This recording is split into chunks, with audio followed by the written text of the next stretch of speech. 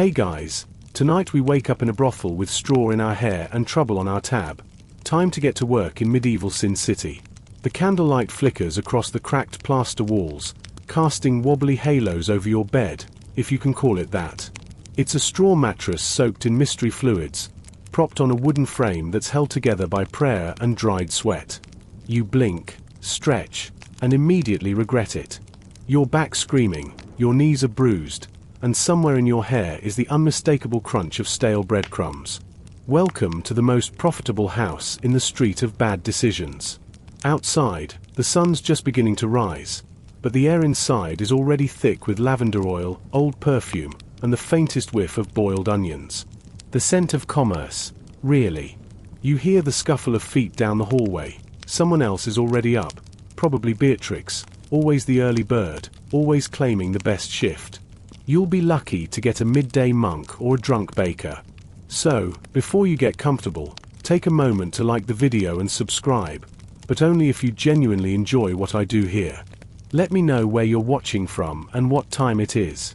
Now, dim the lights, maybe turn on a fan for that soft background hum, and let's ease into tonight's journey together. Your name's not your real name. No one's is. Out here, you go by something soft or sweet, easy to remember when your client's 5 ales deep and missing most of his teeth. Maybe you're called Rose, even though you've never seen a real one. Or Daisy, despite smelling like cheese rind and desperation most days. And this house, this crooked, timber-frame den of lust and laundry, it's not exactly Versailles. You're lucky if the roof only leaks in one spot. But it's your workplace, your bedroom, your prison, and occasionally, your stage. The brothel's official name is something absurdly classy like the House of the Silver Swan, but everyone calls it the Red Lantern. Mostly because the lantern hanging outside is, in fact, red. Also, subtlety isn't exactly this town's strong suit. You shuffle to the corner basin, splash your face with icy water, and start the daily transformation, from sad medieval peasant to sellable fantasy. There's no soap, just a rough cloth, a handful of rosemary leaves, and the hope that whatever's making your armpits itch isn't contagious. Dressing is a whole ritual. First, the underdress, thin linen, patched 5 times, slightly less crusty than yesterday. Then the outer gown, which you fluff like you're not about to spend 10 hours getting pawed at by every class of man short of royalty.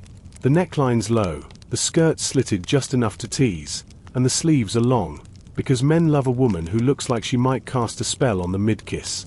Downstairs, the common room's already buzzing. The house madam, Mistress Anselma, is barking at someone about dropping a tankard. She's ancient, terrifying, and always knows when you're faking an illness. Her earrings jingle when she walks, like tiny alarm bells announcing bad news. But she keeps the guards happy and the taxes paid. No one messes with Anselma. Not even the sheriff. You take your spot on the bench by the window, the prime fishing spot. From here, you can wink at the passing friars and shoemakers and pretend you're just a pretty thing waiting on a friend. Every now and then, you catch the eye of a noble's valet and mouth something scandalous. That's the trick. Make them laugh. Make them curious. Make them pay. The morning shift is slow. It always is.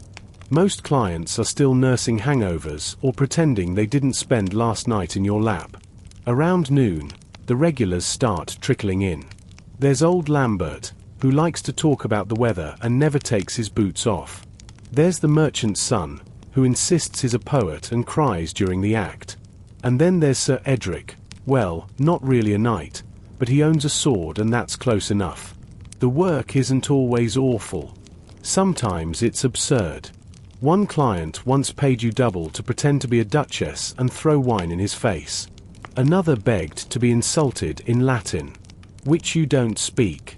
So you said something about his nose and a donkey, and he practically wept with joy. But make no mistake, this isn't freedom. You work because you owe. Maybe the brothel paid your debt. Maybe your parents sold you. Maybe you ran from something worse. Everyone has a reason. No one shares it. The best part of the day is the bathhouse. Not because it's but because it's the only time you're alone with hot water and your thoughts. You soak until the steam fogs the mirrors, then scrub until your skin stings. Not out of vanity, out of survival. Men pay more for someone who smells like rose petals, not barn animals. And in those quiet moments, you let yourself daydream. Maybe about a man who doesn't flinch when you speak your mind. Maybe about owning a tavern someday. Or maybe just about a pair of shoes that actually fit. As night falls, the house comes alive. Candles lit, instruments tuned, wine flowing. You paste on your smile, fix your bodice, and prepare to perform. And if you're lucky, really lucky, you might just make enough coin tonight to buy a little piece tomorrow. The bell above the door jangles once, loud, sharp, theatrical. You don't even need to look. That's the fishmonger. You brace yourself. His name is Bertram, but around here he's just haddock hands. The man smells like a medieval dock exploded and reassembled itself into human form. He's always your first of the day because, unfortunately, Bertram is punctual, persistent, and very fond of your ankles. You're not sure why. Maybe he had a traumatic eel incident as a child. Maybe it's just Bertram being Bertram. You force a smile so convincing it should earn you a papal indulgence and lead him to the room farthest from the kitchen. This is the job. Most clients fall into types, and once you learn to spot them, your life gets easier. Well, less confusing. There's the loud bragger, who talks a big game until he sees a real thigh. The silent type, who might be a monk, or might be plotting your murder, jury's out. Then there's the one who falls in love instantly and writes terrible poetry on sheepskin scraps. You've got a whole drawer full of those. Your personal medieval burn pile. And then there's the dangerous one, the man with coin and no impulse control. The one who starts the night laughing and ends it twisting your wrist too hard. You clock those ones the second they step inside, and you make yourself scarce. If you're lucky, someone else takes the fall. If you're not, well, you've got bruises you don't remember earning. After Bertram leaves, you light a sprig of rosemary and wave it around the room like a cursed priestess. You joke about it, but honestly, the smell helps. And you can't afford to be off your game. There's always another client waiting. Midday rolls in like a mule cart with one broken wheel, slow, loud, and full of surprises. You freshen up in the shared mirror, a polished hunk of metal that's seen things, and fluff your sleeves. You know what they say, high puff, high status. Downstairs, a group of apprentices stumbles in, already drunk. Barely grown, barely shaved, pockets full of their master's change. They try to act worldly. One calls you milady and spills ale down his shirt. You offer your best sultry smile and negotiate a group rate before the vomit sets in. Not every client gets the full experience. Sometimes they just want a cuddle, or a song, or someone to call them Sir Bartholomew and pretend to swoon. You charge accordingly. That's the thing nobody tells you about the job. Most of it isn't sex. It's pretending, playing, performing. You're less a body for hire than a therapist in a low-cut gown. A medieval girlfriend simulator. You soothe egos, whisper compliments, pretend to forget names, and laugh at jokes so old they predate fire. And for that, you get, well, not enough. But enough to survive. Most days. You head to the kitchen, where Greta the cook is stirring a pot of stew with the dead eyes of someone who's seen one too many chicken feet. She hands you a crust of bread that may or may not be from last Thursday. You gnaw on it like a guilty raccoon and watch the room fill. A blacksmith you recognize comes in. Big man, big voice, hands like hammers. Surprisingly gentle. He always pays double and brings honey cakes. You let someone else take him tonight. Martyr, who just finished bleeding and needs something easy. That's right. We track our cycles like moon worshippers. It's one of the only things we control. Some men don't care. Some care a little too much. And the rest. They get redirected. And Selma, of course, sees everything. She glides through the room like a crow in pearls, collecting coin, muttering corrections, praising the best laugh or wiggle. She's taught you more about human nature than any priest or poet. Too much cleavage is desperate. Not enough is suspicious, she told you once, brushing lint from your sleeve. Find the balance. And smile like you've got secrets. You do. You all do. After supper, the clientele changes. Out go the apprentices and tradesmen. In come the ones with money, or power, or both. And that means you're on edge. These men can make or ruin you with a rumor. Some want silence. Some want spectacle. Some want pain. And not always for themselves. Tonight, a tax collector arrives. Pompous little toad of a man with a coin pouch that sings when he walks. He likes to lecture during foreplay. About tariffs. You let him. It's less offensive than some of the alternatives. Later, you slip outside for a breath of air and watch the night swallow the sky. Stars creep out timidly, one by one. The alley smells like old wine and horse piss, but at least it's quiet. Across the way, you see the candle still lit in the scribe's window. He always works late. You once imagined he was writing poetry about you. Turns out it was just tax records. Back inside, you take another client. Then another. You lose count somewhere between the man who cried and the one who asked if you had a twin. And through it all, you keep the performance going. The pout. The laugh. The little gasp that makes them feel like gods. You sell a version of desire they can hold for an hour, maybe two. But afterward, when you're alone, stripping off the gown that still smells like someone else, you remind yourself it's just a job. A dirty, dangerous, weirdly theatrical job. And tomorrow, you'll do it again. The first thing you learn in this line of work. There's a whole lot of sin in the world, but only some of it's illegal. Take, for example, the sale of your body. Technically frowned upon by God, absolutely disapproved of by the church, and yet, taxed. Encouraged in moderation. Blessed by silence. You quickly realize medieval morality isn't a wall, it's a maze.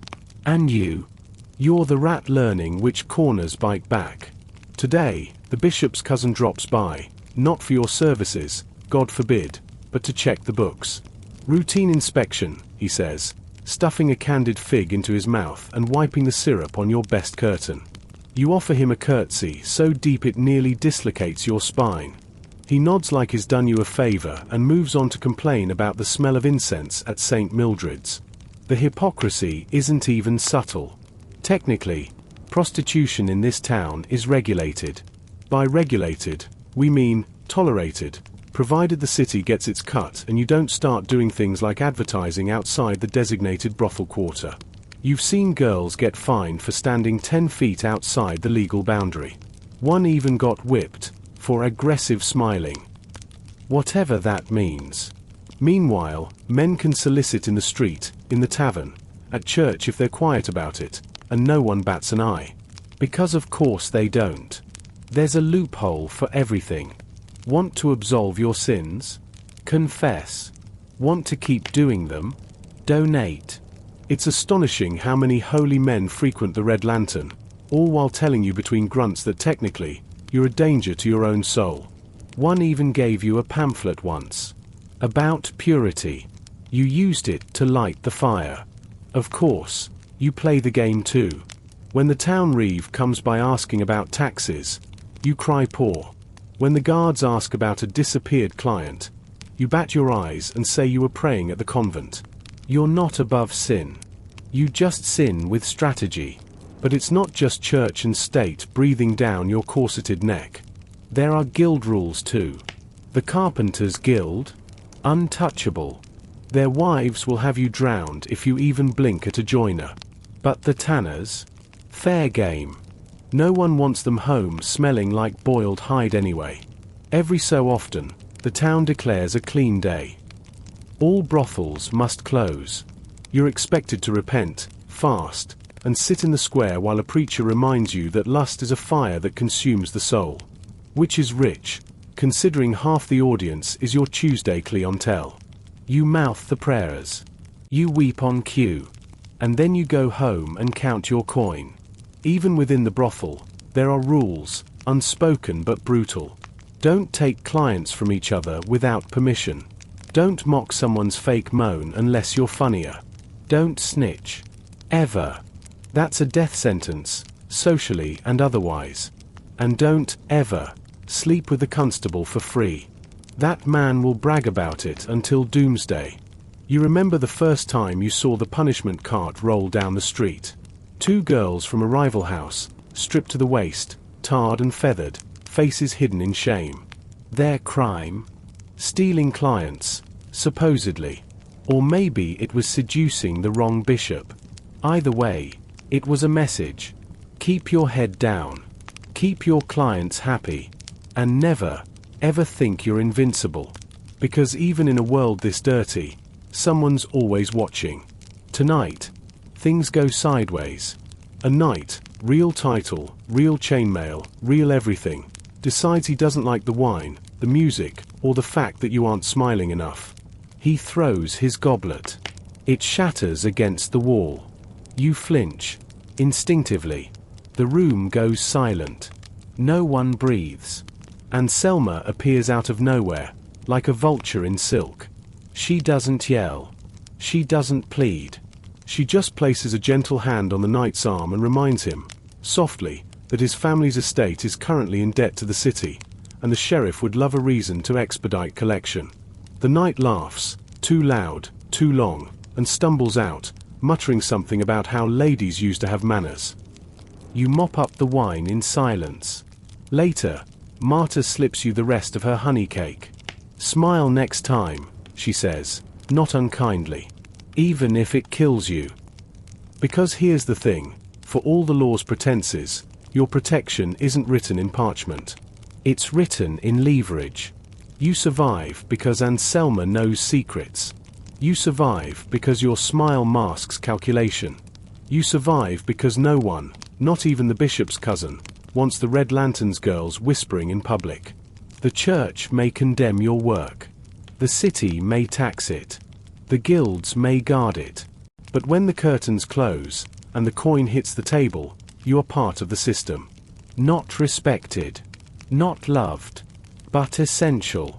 You sleep with that thought, curled in your corner bed, tucked behind a curtain that does absolutely nothing for the draft. You pull your cloak tighter and close your eyes. And in the distance, a bell tolls midnight. Another day over. Only 100 more to go until freedom. Whatever that means. You don't work for the brothel, you work for the madam. And she works for no one.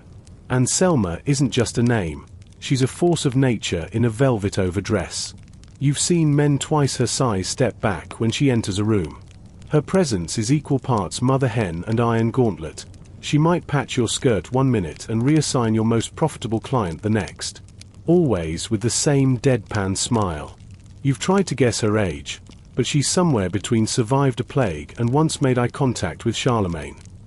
Her hair is pinned in a style so tight it could survive a thunderstorm, and she wears a single ring, gold, heavy, and rumored to have belonged to a bishop's finger. Nobody's asked which bishop, and no one's in a hurry to. She runs the house like a battlefield medic, efficient, merciless, and with a clipboard in her head that tracks everything. Who's bleeding, who's booked, who's behind on their linen quota. That's right, there are quotas. Towels don't wash themselves, and if you want clean sheets, you'd better be willing to spend your one free morning hauling water to the washtub. And God help you if you mix up the scented oils. You used the frankincense on the fishmonger, she hissed last week, eyes narrow as a needle tip. He gets the rosemary. The bishop gets the frankincense. Do you want another council summons? You apologized.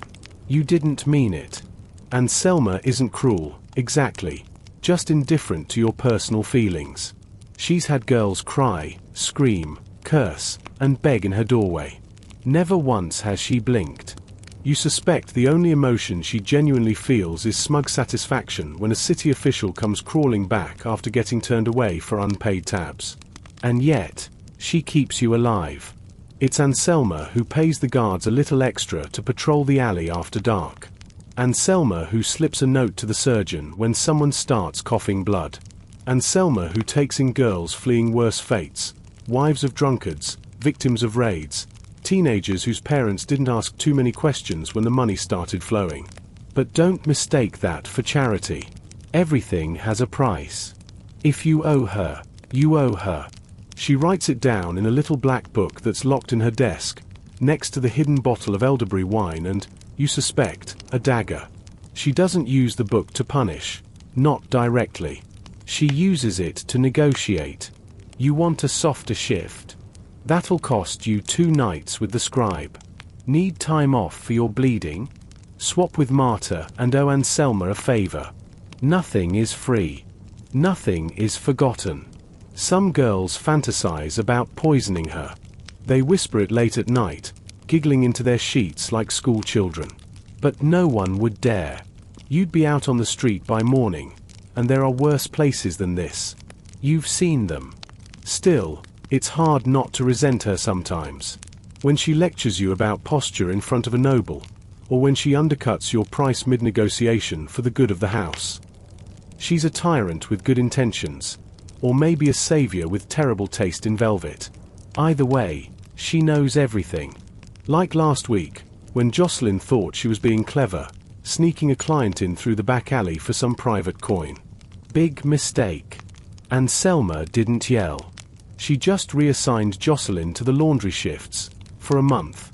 No tips, no gifts, no visits from the kind-eyed tanner who always asked for her. The message? This is a business, not a fantasy, and you are not irreplaceable. Still, you're not just bodies on a balance sheet. Every so often, Anselma will sit one of you down and ask about your goals. Not in a nurturing way. In a what do I need to prepare for when you flee in the night kind of way. I want to open a tavern, you told her once. She nodded, made a note in her book, and gave you the worst job for 2 weeks straight. To toughen you up, she said, as if scrubbing chamber pots was some kind of MBA program. Anselma doesn't like dreams.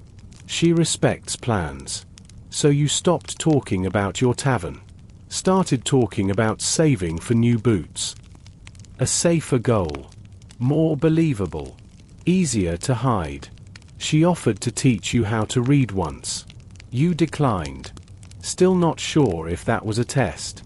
Because that's the other thing. Anselma watches. Always. She knows who drinks too much.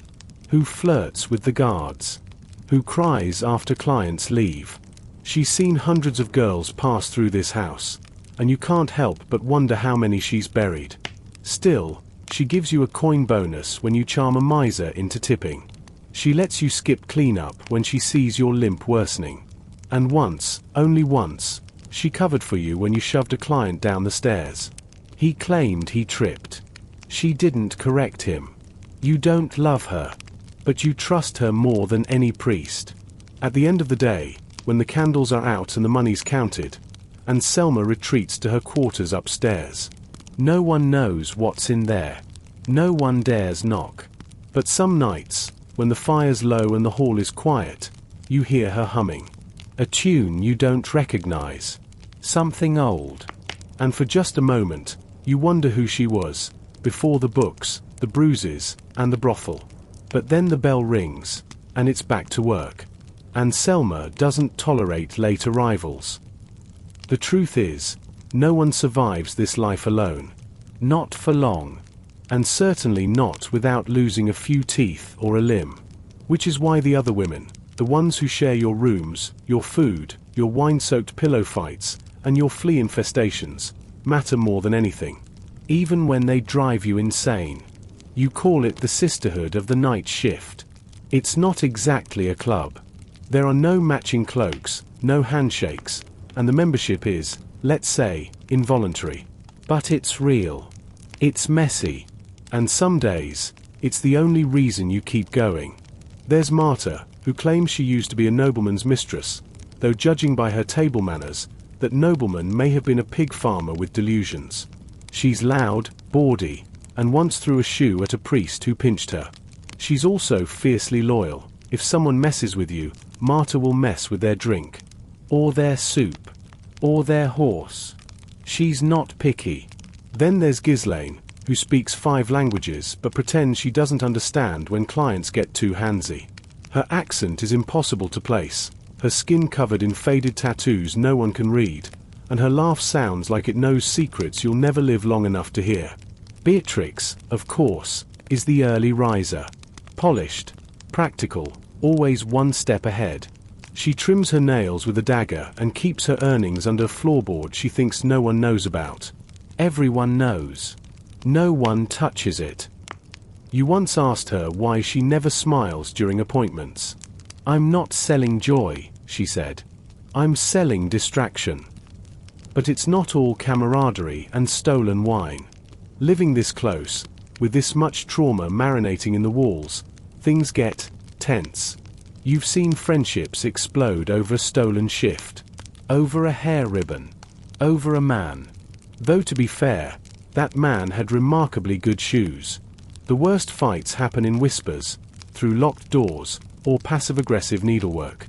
And yet, when the plague hit the street last winter, it was Marta who boiled your sheets. Beatrix who made garlic necklaces for everyone. Ghislaine who pulled you out of bed when your fever peaked and poured bitter herbs between your lips like a mother owl feeding her drunk chick.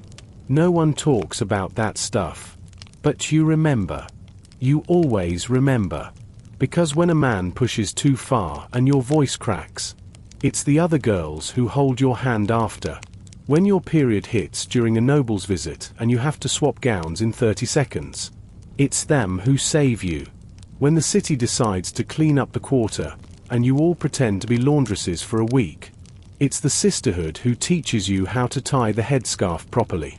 Sometimes, late at night, you huddle together for warmth, for girls in one bed, smelling like wine and wax and very bad decisions. You talk about nonsense, which guards are the least awful, who would survive in a nunnery, where the frogs can be trained. It's ridiculous. It's sacred. Of course. There are always newcomers. Girls with eyes too wide and hands that tremble when they unlace a bodice. Some last a week. Others adapt fast. You do your best to show them the ropes, to soften the blow.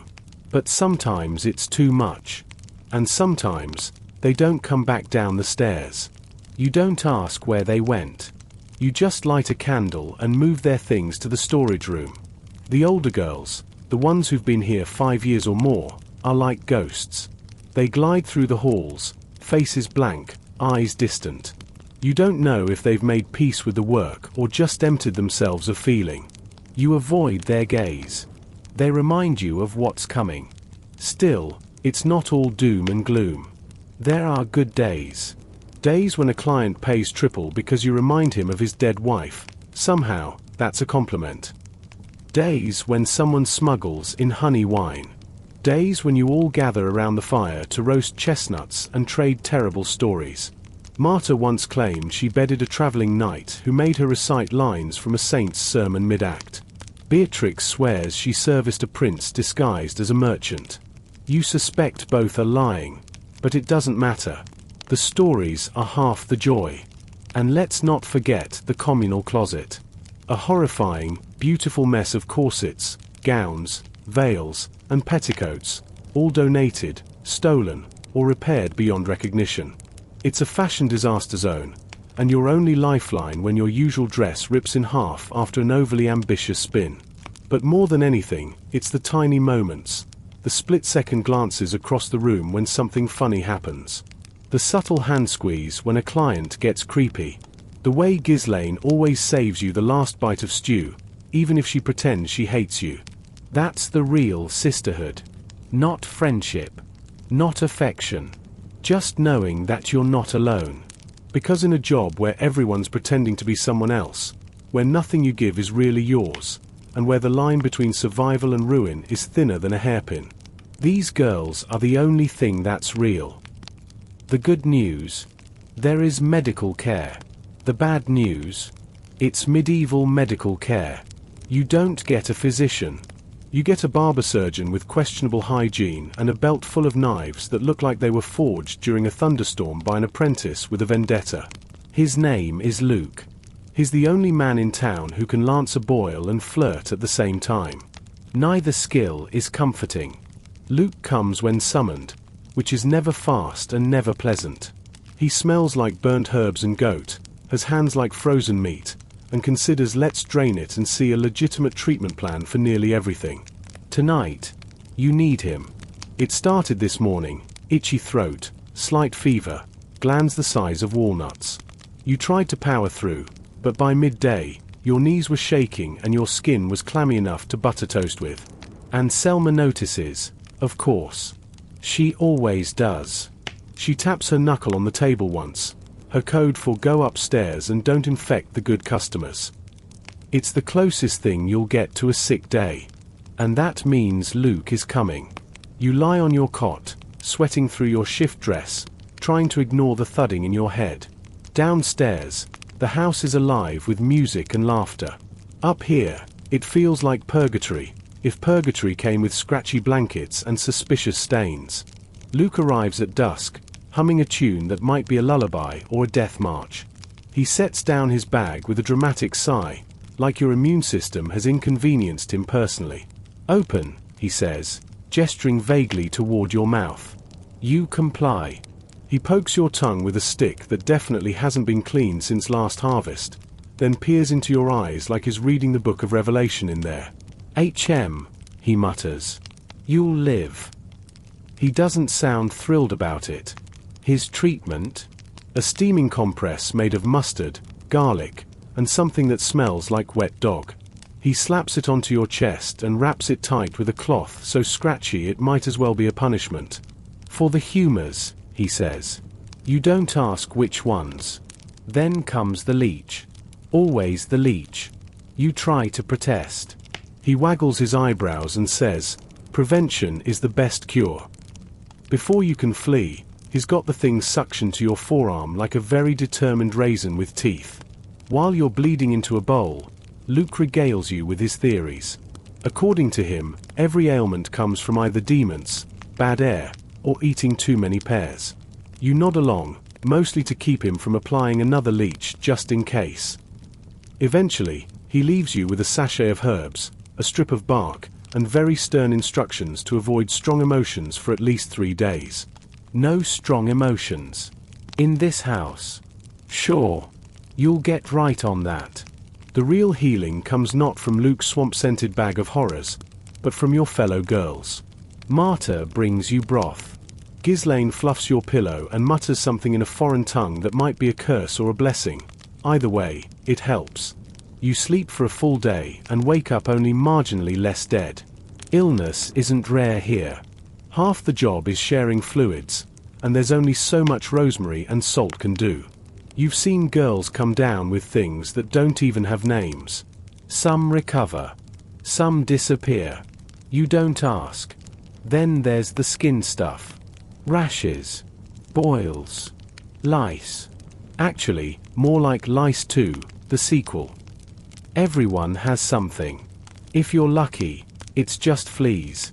If you're unlucky, it's that burning thing the knights keep passing around. You've seen it, up close and personal. It looks like a curse and feels like a slow death. There's no real cure. Luke prescribes wine, rest, and prayer, none of which work. And Selma, more practically, just isolates whoever shows symptoms, burns their bedding, and quietly sends someone to dig a shallow grave, just in case. And yet, people still line up outside. Because as long as men want to feel powerful, wanted, distracted, or just warm for an hour, the brothel survives. And so do you. Illness or not. But it changes you. The second time you get sick, you don't panic. You just grab the bark strip, chew it, and brace for another night of lucid dreams involving dancing frogs and screaming saints. You've learned how to manage symptoms, how to fake wellness for a shift, how to spot the early signs of something worse. You've even learned which clients are walking health hazards. The brewer from the west side never washes his hands. Ever. The elderly scholar who kisses your palm before anything else? Coughs blood into a napkin when he thinks no one's looking. And that rich widow who pretends to be a man in order to see the girls on weekends? She carries her own soap. You love her. In this line of work, medicine isn't science. It's luck, gossip, and trial by rash. You become your own healer, your own pharmacist, your own plague detector. And you survive, again. Because leeches or not, you've got more to do than die in a cot with a garlic poultice on your chest. You've got a client in 2 days. And he hates when your fever dreams make you laugh mid-kiss. There's a particular kind of scream that echoes through the brothel at least once a week. It's not pain. It's not horror. It's the sound of a girl realizing she's going to have to fake being a virgin again. Welcome to the most lucrative grift in the medieval service industry. Selling first times that aren't firsts to men who, bless them, couldn't spot the difference between a maiden and a mule if their manhood depended on it. Which, emotionally, it often does. There's good coin in pretending you've never done this before. Virgins are prized, fetishized, and, bafflingly, sometimes legislated into desirability. Especially among merchants trying to impress their friends, or noble brats who want to cross the threshold with someone who looks like she was born in a convent and raised on compliments. It's absurd, but also profitable, and you've gotten very, very good at it. Step 1. The costume. Clean linen, hair braided simply, no jewelry, except a tiny cross if you're feeling cheeky. You want to look pure but available. A wide neckline and wide eyes, basically. Step 2. The story. You've been sold by your cruel uncle. Or you've arrived from the countryside. Or, classic move, you're a noblewoman fallen on hard times. Whatever sells the fantasy. Just remember to stay vague when pressed. The more detail, the more likely you'll contradict yourself mid-sigh. Step 3. The performance. Nervous hands. Gasping breaths. A tremble or two. Maybe a tear if you're extra. If you can manage to say, "Will it hurt?" without laughing, you're a legend. Bonus points for clutching the blanket dramatically afterward. No, there's no blood. No, they don't notice. You once smeared gooseberry jam on the sheet just to see what would happen. The man sniffed it and asked if you'd been baking. This is not a bright clientele. But what they lack in intelligence, they make up for in insecurity. And that's where you shine. You've done the act so many times it's almost muscle memory. The first time gasp, the fearful hesitation, the grateful little oh. It's all part of the package. And it's a better gig than the rougher men, the angry drunks, or the ones who want to play let's pretend you're dead for a discount. And Selma encourages it. She even keeps a small stash of virgin gowns and powdered herbs for faking fainting spells. You once watched her coach a newcomer through her first fake first. She adjusted the girl's sleeves, patted her cheek, and said, "Think of something that genuinely horrifies you. Like mutton soup. Now breathe like it's in the room." The girls have nicknames for their virgin routines. Yours is Shy Nun Escapes the Abbey. Martyrs is Farmer's Daughter with Daddy Issues. Beatrix, of course, goes full drama. Her version includes a fake letter from a doomed betrothal and a pressed flower in her corset. Clients eat it up. One even cried. But it's not all fun and giggles. Some of these men want to believe it so badly, they get mean about it. They test you. Demand you cry. Demand you bleed. Demand you prove it. That's when things get dangerous. Ghislaine had to fake passing out once to escape a man who kept asking why she wasn't shaking enough. She lay there, eyes closed, until he panicked and left a whole pouch of coin by her side in apology. We called it her coma tip. And every so often, one of the real virgins shows up. A girl barely grown, sold or surrendered by a desperate family. Those nights are quiet. Somber. The whole house slows down. Because even though you joke about it, deep down, you know what's being taken. Not innocence, that's a construct. Not purity, That's a sales pitch. But choice. And you never forget your first time wasn't yours, either. So you help when you can. You give advice. You lend gowns. You make sure the girl knows where the clean towels are and which customers will actually be gentle. Sometimes you even step in, offering a switch if things look bad. And Selma never stops you. She knows. It's strange, though, how the whole system hinges on something so fragile. A myth. A membrane. A lie that only benefits the buyer. Because no one ever pays extra for a man's first time. No one throws a party when he gets deflowered. No one makes him prove anything. But you're a walking contradiction. A seasoned professional expected to perform wide-eyed wonder on cue. So you do. You sell the illusion. Over and over. Like a play with a rotating cast of fools. And every time, when it's over, and the man has that dazed "I've conquered something" look in his eyes, you smile sweetly, press a kiss to his cheek, and say, "Thank you. I was so nervous." Then you go back downstairs, split the tip with Anselma, and wash the jam out of the sheets. Because virginity may be priceless to some. But in this house, it's 15 silver and a good story. You don't get to choose your clients, but you do get to remember them.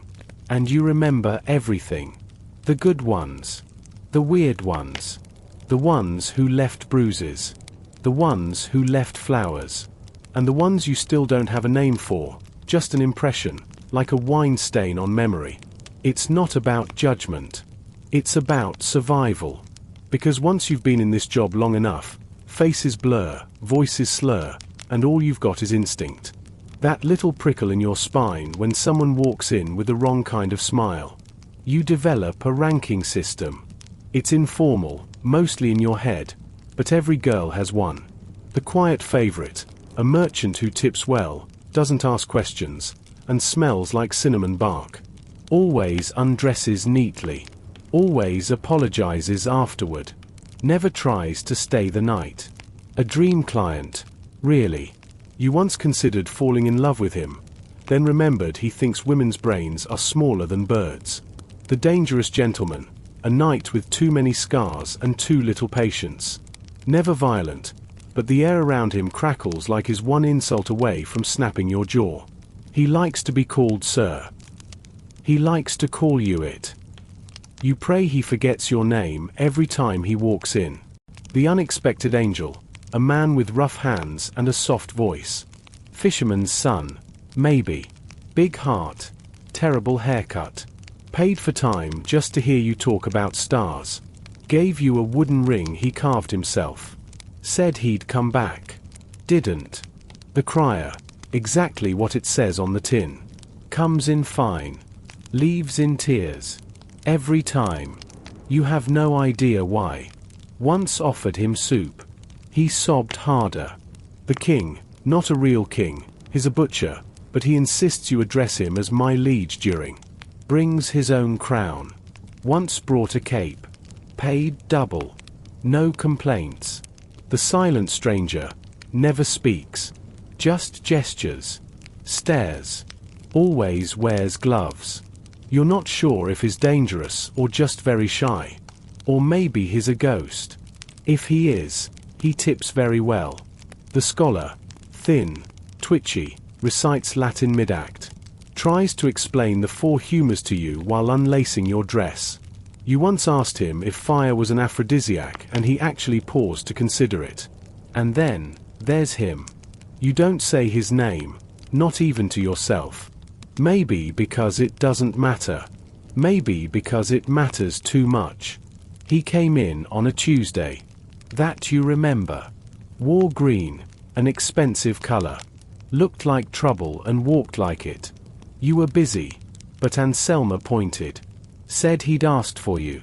From the moment he opened his mouth, you knew he wasn't the usual sort. Too polite. Too poised. Said please, said thank you, said your name like it mattered. Like you were more than the role you played. He didn't touch you at first. Just Saturday. Asked questions. Real ones. What makes you laugh? What do you dream about? What do you want? No one ever asks you what you want. You answered with lies, of course. At first. But eventually, something cracked. Maybe it was the way he listened. Maybe it was the way he didn't try to buy more than you were offering. You talked for hours. He came back. Not often, but often enough to remember how his voice dipped when he asked about your week, how he always smelled like rosemary and rain. You knew better. You know better. But knowing doesn't always stop you from hoping. One night, he kissed your hand. Nothing else. Just your hand. And didn't ask to stay. That night, you cried. Quietly. Into your pillow. Just for a moment. Then you wiped your face and got up. Because the next client doesn't care if your heart's bruised. He stopped coming in the spring. No explanation. No message. Just silence. You told yourself he died. That's easier than imagining he just lost interest. That was years ago. But sometimes, when the air smells like rosemary, and a man tilts his head just so, you feel it again. That echo. And then it passes. Because men come and go. That's the nature of it. But you stay. You endure. You remember. You keep their secrets, their smells, their jokes, their cruelty, their gifts. Your mind is an archive. A ledger they'll never see. They forget you the moment the door closes. But you never forget them. Some nights, you work. Some nights, you perform. There's a difference, and every girl here knows it. One's a transaction. The other, a show. For a crowd of one. Maybe two, if he brought his brother. It's happened. Never again. Tonight's a performance night. A visiting noble is in town. Young, rich, and stupid enough to think his coin buys not just your body but your admiration, your laughter, your awe. He wants fantasy, romance, drama, and a healthy dose of flattery so thick you could spread it on toast. You're in the dressing room, surrounded by chaos. Gowns flying. Corsets tightening. Ghislaine muttering curses while applying face powder made from crushed pearls and regret. Marta is testing perfumes on her wrist like a chemist with low standards. Beatrix glares at a velvet bodice as if it insulted her ancestors. It's theater. All of it. And you've played every role. You've been the shy maiden. The sultry widow. The foreign enchantress with a mysterious past. Red, you once wore eyeliner. You even did a whole week as a mute who spoke only through touch. That one was surprisingly peaceful. Tonight, Anselma wants your best version of noble lady in disguise. Which basically means clean hair, no visible bruises, and a vocabulary with at least 3 Latinate words.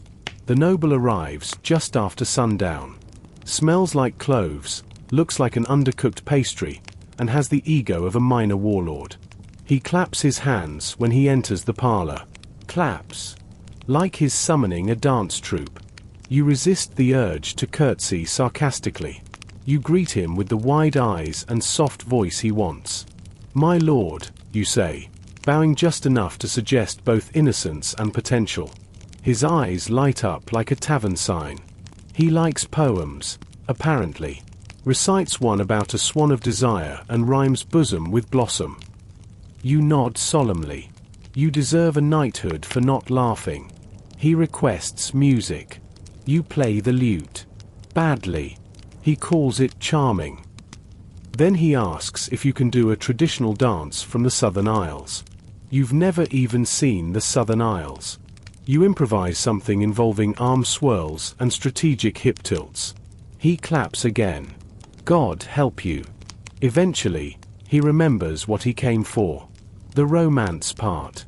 You retreat upstairs with him, to one of the private chambers. Perfumed sheets. Low candlelight. Everything arranged just so. He wants to be seduced, but gently, like a roast chicken. You undress slowly. He watches, awed. like he's discovering nudity for the first time. You stretch it out. Every minute he's gazing is a minute he's not touching. When he finally does, he gasps. Like silk, he murmurs. You're about as silky as a barn door, but fine. The act begins. You moan prettily. He shudders. You arch. He whispers your fake name like it's a prayer. You kiss his forehead afterward and tell him he was exceptional. He beams. Like a toddler who's drawn a very bad horse and been told it's magnificent. He leaves 2 extra coins. Performance successful. Back downstairs, you collapse into a heap of skirts and snort laughter. Marta mimics the dance you did. Beatrix lifts her wine and declares, "To the swan of desire." The curtain falls. But not every client wants a show. Some want to hurt you. Some want to cry on you. Some want to confess things that would make a priest scream. Some don't even undress. They just lie next to you, stare at the ceiling, and whisper about mothers, wars, regrets. You've heard it all. The knight who asked you to read him letters from his dead brother. The butcher who wanted to be called princess. The old man who paid just to hold someone's hand for an hour and never said a word. Some performances are physical. Others are emotional. All of them are work. People think what you do is easy. Lie back, think of coin, rinse, repeat. They have no idea. You monitor mood, smell, breath, pacing. You shift tone depending on status, age, intoxication level. You fake laughter on cue, dodge unwanted hands without breaking character, and negotiate extras without ever saying no directly. You are an actress, a diplomat, a psychologist, a jester, and a survivalist. You just happen to be naked most of the time. But the worst part? Somewhere in the performance, you lose track of yourself. You become whatever they need you to be. And when the door closes behind them, you have to remember how to be you again. Whoever that is. There's one rule everyone knows but no one talks about: never get attached. It sounds obvious. But this is human nature, not some medieval bedtime story. You're wired to want connection, to crave affection, even when it's wrapped in lies and coin. Still, you learn to keep your heart locked away tighter than the city's treasury.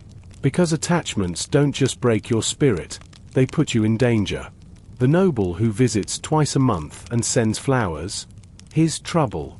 If he gets too close, and Selma will pull you aside and remind you what happens to girls who fall for the wrong kind of client. The last one disappeared after a quiet night at the docks. No one asks questions. Then there's the brewer's son, who laughs too loud and offers to buy you a horse. You smile, but you know his family drinks too much and fights too often. You've seen what happens to women who get mixed up with drunks. You watch yourself carefully in the mirror. Not just the outside, but inside too. Your feelings become a ledger, each one marked with a warning. Trust no one. Love no one. And certainly, never tell anyone your real name. You slip into a routine of emotional self-defense. Like armor made from practiced smiles, guarded eyes, and laughter that stops short. There are moments when it cracks. When a client touches your hand too gently, or a fellow girl shares a memory that feels like sunlight, or you hear a song that reminds you of a life before this. Those moments hit like a cold wave. You brace yourself, swallow hard, and keep moving. You learn to compartmentalize. Feelings go into a box. Pain goes into another. Hope. Well, hope is dangerous, so you don't unpack that one often. Because here, vulnerability is a luxury you can't afford. It can be exploited. It can be sold. You've seen girls ruined by trusting too much. Some never recover. And Selma's taught you this, too, sometimes with words, mostly with silence. The way she watches you after a particularly rough client. The way she waits until you're alone before giving you a rare nod of approval or a sharp glance to warn. It's a dance, dangerous, exhausting, necessary. Yet, in the rarest moments, when the house is quiet and the moon is a sliver in the sky, You wonder what it might be like to let down your walls, to speak your real name, to be seen. But then the bells ring. Time to put on the mask again, to be the woman they want, not the woman you are. Because in this life, survival is a full-time job. And love is a story told to someone else. The city around the brothel is a beast of its own making, loud, dirty, and filled with people who wouldn't recognize kindness if it hit them in the face. Your days start with the smell of burning wood and the stench of livestock, and they end with the echo of drunken brawls and church bells. Outside the house, the world is a mix of merchants hawking wares, beggars moaning, and guards looking for trouble, or at least a reason to shake down someone. The streets are narrow and winding, like veins pulsing with life. You know every corner, every alley, every shortcut. It's your map to freedom and danger. Sometimes, on your way to fetch water or run errands, you see familiar faces. A butcher wiping blood off his hands, a priest muttering prayers, a baker who sneaks you extra bread when no one's watching.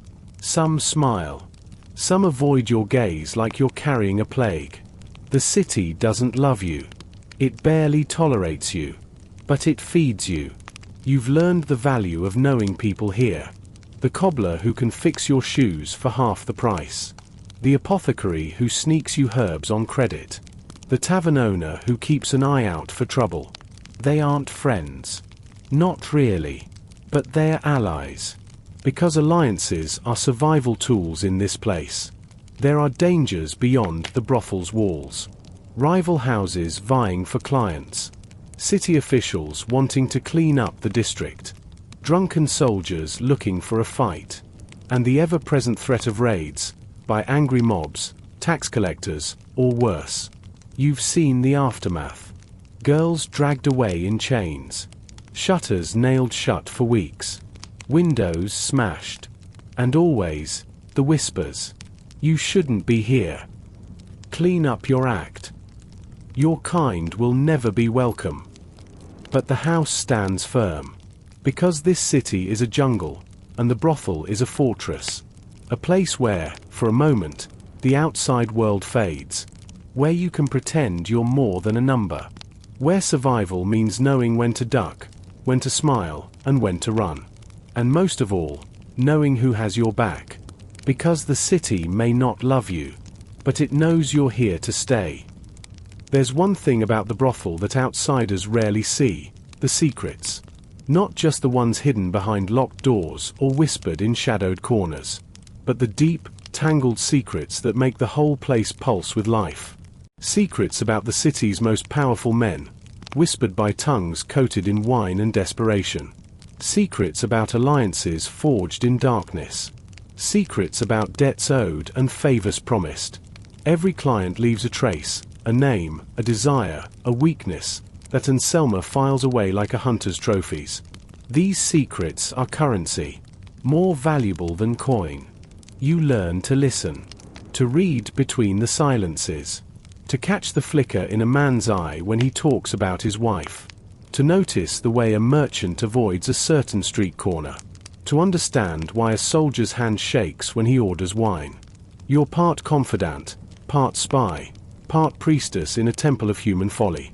And everyone knows it. Politicians come here to drink away their sins. Merchants come to trade more than goods. Knights come to forget their oaths. And you hold their stories like fragile glass. It's a dangerous power, because one wrong word can shatter everything. Anselma keeps a ledger of these secrets in her private chambers, a book thicker than a Bible, filled with names and notes in spidery script. Sometimes, she calls you in to add a detail. A client was seen with the sheriff's daughter, she whispers one night. Might be leverage. Or, your friend Marta has a secret admirer among the councilmen. These are more than gossip.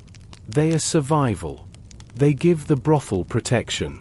A shield no city guard can penetrate. And sometimes, they offer a path out. Because if you know the right secret, you hold the key. To escape.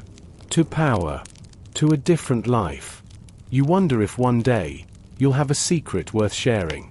or if the only secrets you'll carry are the ones that keep you locked inside. For now, you listen. You remember. You survive. Because in this world, secrets are the closest thing to freedom. There are nights when the laughter in the parlor feels forced. Nights when the wine tastes like vinegar, the men smell like lies, and the candles burn too low. You sit in the corner, skirt hitched just enough to be suggestive, watching the room like a bored queen surveying her chaotic little kingdom. You've done this too many times. Smiled too many fake smiles. Faked too many feelings. And tonight, it hits you harder than usual. You're tired. Not just long day tired, but soul deep, bones are heavy. Can I just be silent for an hour tired? Marta notices first. She flops down beside you, wine in hand, and whispers, "Want me to take the next one for you?" You shake your head. Because if you stop, even for a night, the mask might slip for good. But the feeling lingers. A sense of unreality. Like the walls are thinner, the voice is distant, the whole place a stage, and you're the understudy who never got her cue. It's what Beatrix calls the blur. The point where your real self starts to dissolve into all the versions of yourself you've performed. You go upstairs and stare at your reflection. Who is that?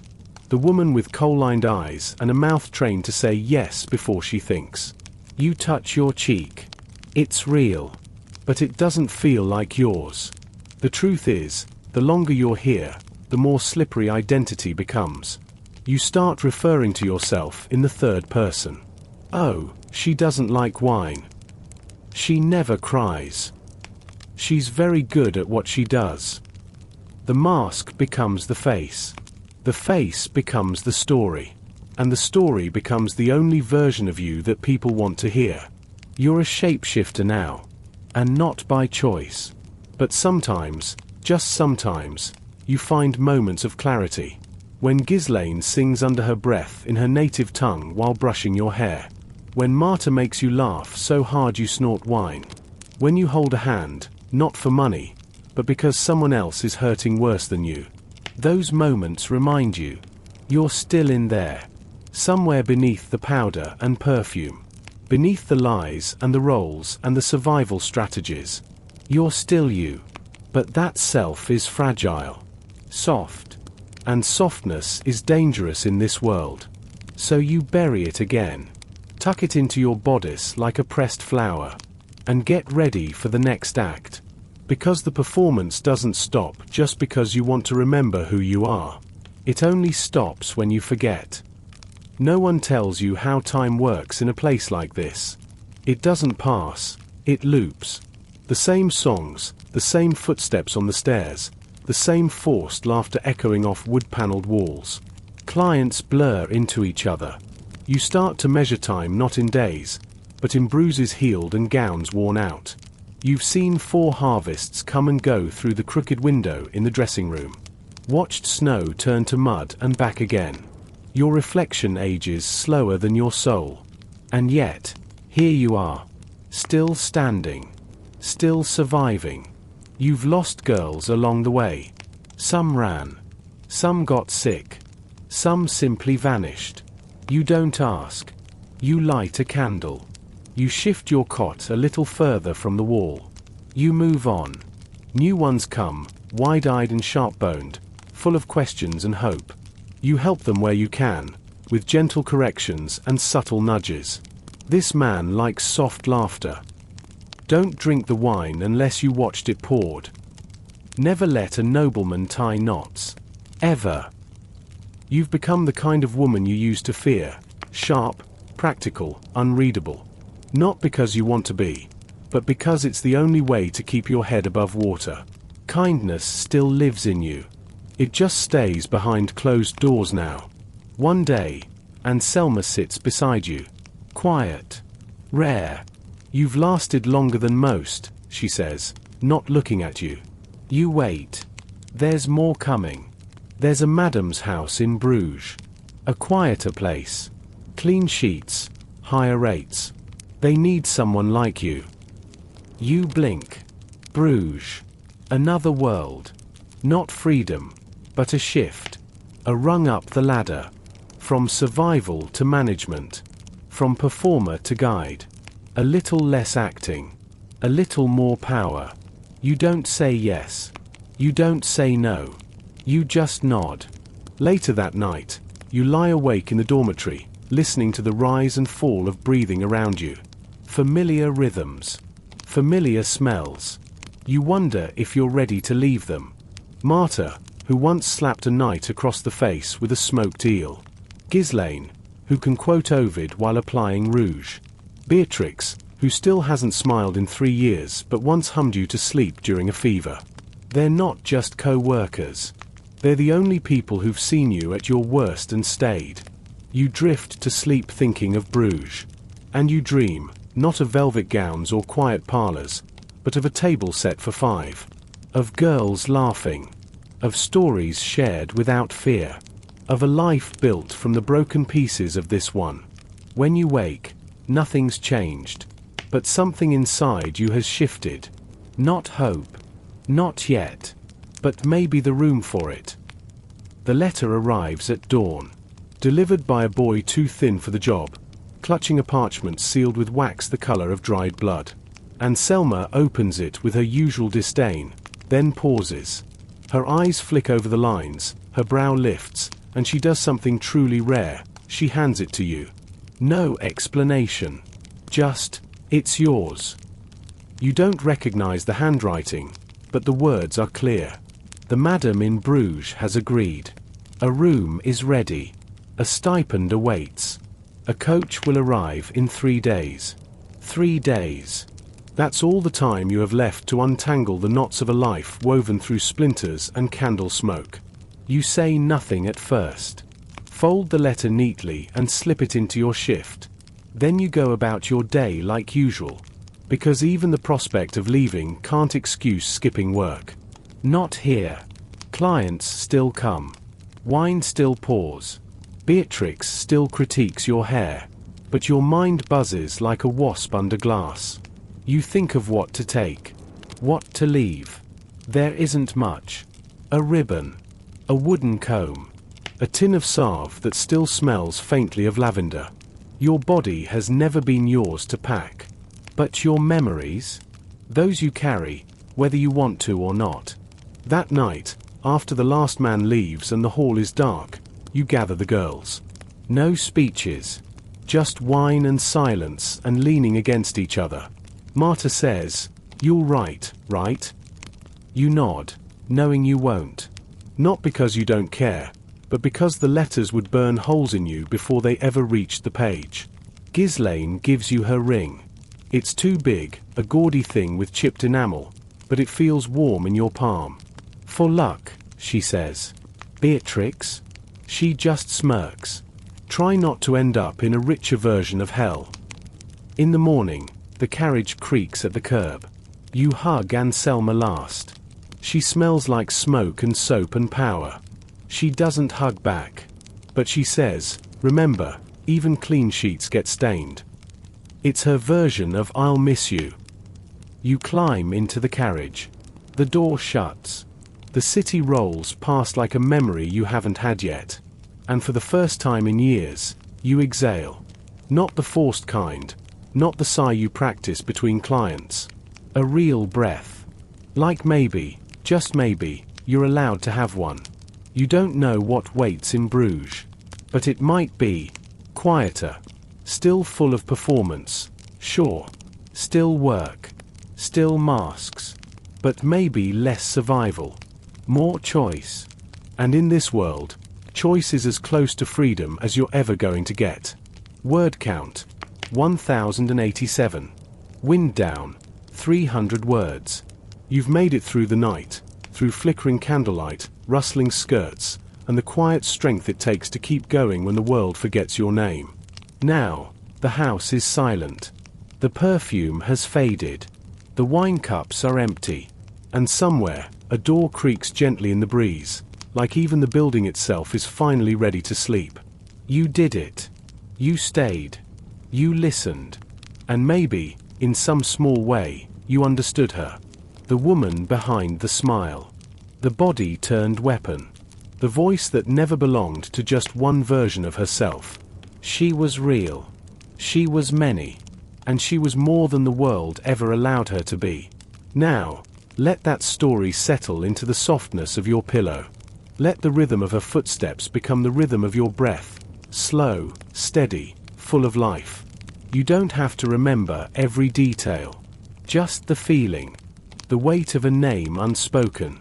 The warmth of a friend in the dark. The quiet hope of a carriage headed toward something new. Let all of it drift now, like candle smoke curling upward into sleep. You're safe here. The night is over. And whether in a brothel or a bed of your own, you are enough. Good night.